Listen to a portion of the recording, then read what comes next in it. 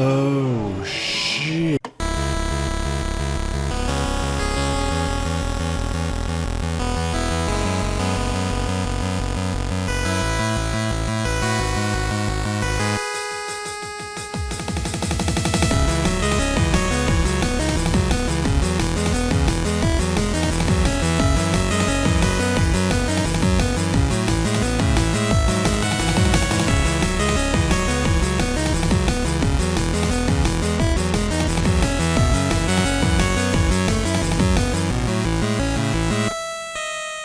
Gyruss for the arcades.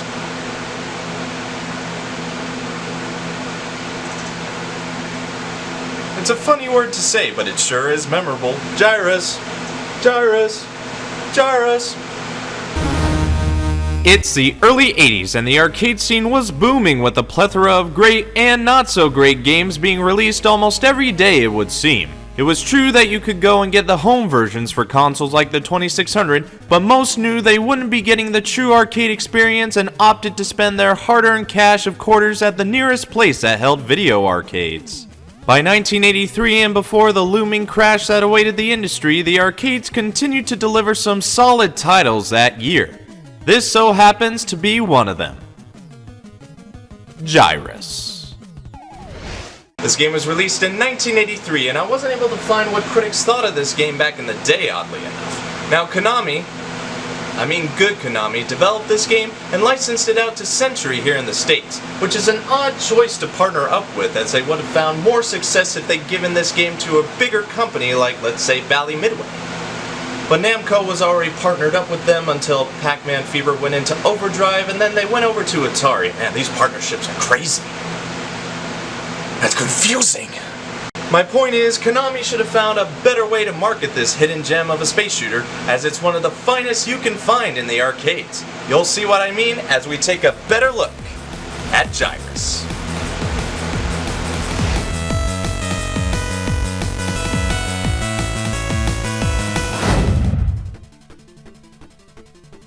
I don't know why, but I looked up the term space opera to see if that could be a way to describe this game.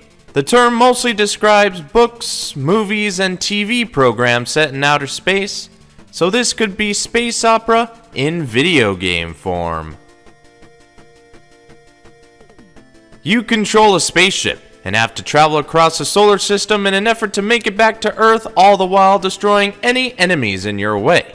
You may notice that this has taken a few notes from Galaga, where it starts with the enemies spawning in so you'll know what you're dealing with, but then you'll find that it's not exactly like the aforementioned fixed shooter, for you'll be able to move around the whole screen and even get a bonus if you shoot all the ships coming out at a time.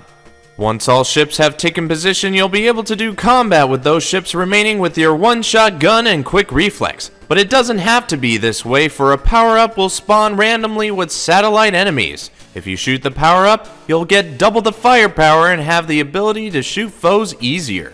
Of course, the foes have their own stuff going for them, as there are regular blue ships, gray ships, and brown ships, each a little tougher going in that order, satellites that'll spawn even after the power-up is gone, and in later levels you'll have to fend yourself from asteroids and laser beam generators. The generators can be destroyed easily by shooting either side where the beam starts, but asteroids can never be destroyed, so you must avoid them at all costs. Once you destroy all the ships, you'll move on to the next round with increased difficulty, and move one step closer to the next planet. If you make it past 2 or 3 levels, you'll make it to the nearest planet and then go straight into a bonus level, which are easy to remember once you've played this a few times. The bonuses are contrived of 4 patterns, and once you see the first 2, you'll see the next 2 are the same but in reverse. There's a pro tip for you, and I don't think I've given one of those before, so I better mark this occasion with a little something something. You've just been given a Brian the Blue pro tip. That was even cringier than I thought. Anyway, the main goal is to make it to Earth by any means necessary. We are the nation of domination by any means necessary. It's essential, believe me. I made it past there numerous times before, and all it does is take you back to square one by starting back at Neptune. Even this game had the foresight to know that Pluto wasn't a planet. So the main strategy here in my mind is to point press while you can because it'll be a risk later, and use your quick wit to maneuver away from any oncoming danger. And that's how you play. It's pretty much what you would expect from a space shooter in the 80s, but a definite step up from the more popular Namco offerings. I'm surprised not many others talk about this game today. I remember seeing it on an episode of Starcade and being very impressed, and now that it's at my local arcade, I'm enjoying it even more firsthand. Konami did a good, which is a far cry from the Konami of today, but then again they did let it go under the Century banner. Cracks were already showing, and we didn't even notice.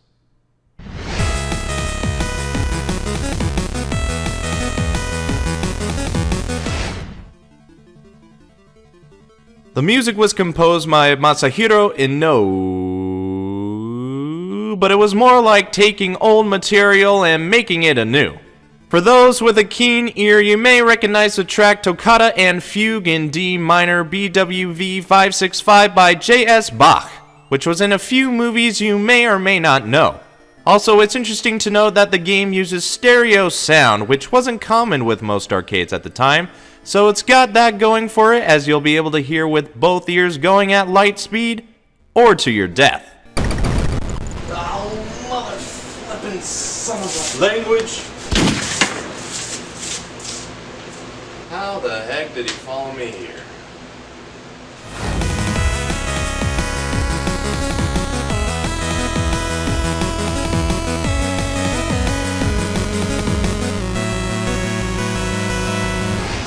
Besides being able to change some gaming configurations on the board and being able to select 2 players, there isn't any other extra content to be had.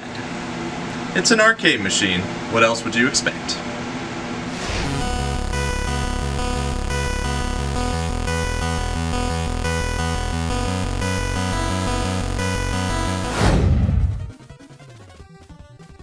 It's not well known how this game did in the arcades, but it must have done some good if it got ported to the popular consoles and computers of the day, right? It also got released for the NES, although it was a drastic revision from its arcade counterpart. In later years, it was included in a few Konami compilations, its music was remixed in DDR Ultramix 2, and it even got cloned in the arcades, not to mention a few notable home games. So, what is my rate to play? Of all the fixed shooters I played in my day, this one no doubt has to be up there as one of the best.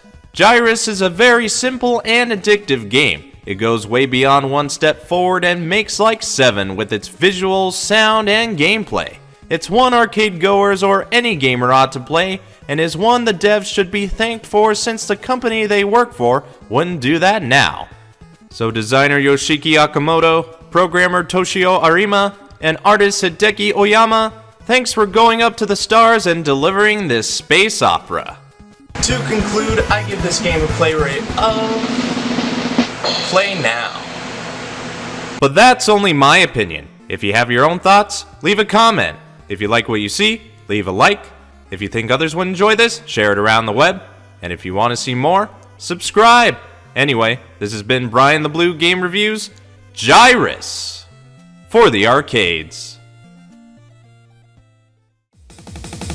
Ryan here saying thanks for watching my game review. You can find me elsewhere like on Co-op.com where me and my friends play through various games for you to see. We do Let's Plays and weekly shows, having fun and getting frustrated in the process. Subscribe today to see what we play next in the coming weeks. Plus, I run the Starfighters Arcade channel. I work at a retro arcade in real life, and there we cover the arcade games with regulars as well as providing tips. You can find out more about the arcade in our commercials, so check us out when you have the time. But don't forget, I have plenty of other content on this channel with original series like quick views, console reviews, AC reviews, and current calamities. From software to hardware, I provide any and all gaming reviews. Check out Jacobians further to see what I have to offer. That's all the promotion from me. Click the I to go watch either the previous or upcoming episodes of Game Reviews.